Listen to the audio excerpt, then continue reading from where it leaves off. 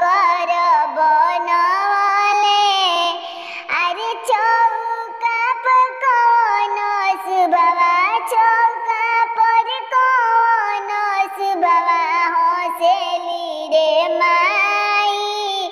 आज पापा हमरा के नौकर बेसहले, आज चाचा हमरा के नौकर खरीदले।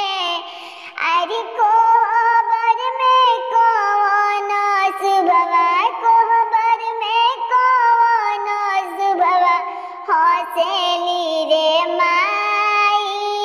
आज भैया हमरा के, अरे आज भैया हमरा ला नौकर खरीदले। आज भैया हमरा ला नौकर ही किनले। आज भैया हमरा ला, अरे बेटी के पापा धन से ठावारे माई।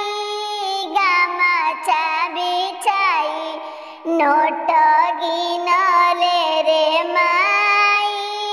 गामछा बिछाई नोट गिनले रे माई। अरे बेटी के भैया, अरे बेटी के भैया धन से ठावारे माई।